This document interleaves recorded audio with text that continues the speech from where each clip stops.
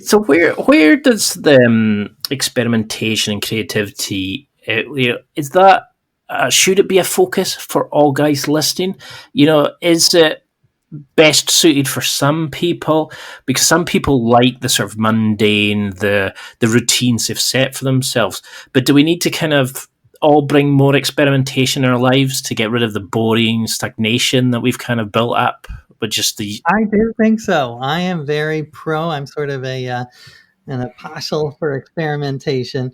I mean, I think traditions and routines are good, but you need to balance them, and we often don't have enough experimentation, and they don't have to be crazy. Like, I happen to have a book contract, so that allowed me to grow a huge beard and wear biblical robes and do crazy things. But it can be small scale, even something like trying a new toothpaste every month for a year. That can just make your life better in just the smallest ways, but that has profound impact.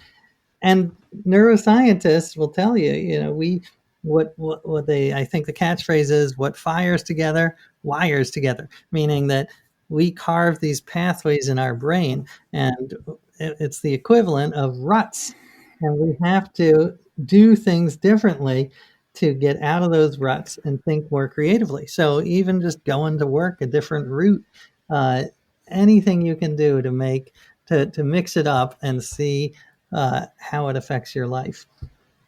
because it's kind of weird, isn't it? Is people automatically look at something like that, even if they're not wanting to live a year following the rules of the Bible or like some of the more extreme things you've done, they automatically think, "No, I can't do that."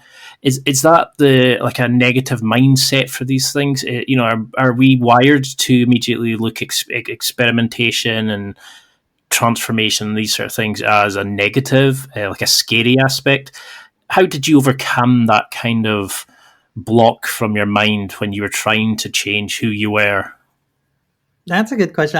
I think I'm a big fan of the whole fake it till you make it, fake it till you feel it. And I've seen this in a lot of my experiments. So if you act, there's a quote, I didn't come up with it myself, but it's easier to act your way into a new way of thinking than to think your way into a new way of acting. So if you do something, if you pretend you're confident, eventually you will become more confident. Even when I once did an experiment that was actually suggested by readers that I should try to be the best husband I could be, uh, partly because I'd put my wife through such hell by doing these other experiments.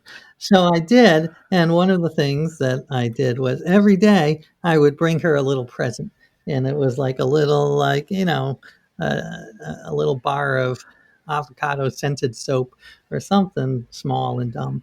But just the act of buying that and bringing it to her and presenting it to her, it after I did it for a few days, it it tricked my mind. I was like, wow, I must really love my wife because I'm bringing her presents every day.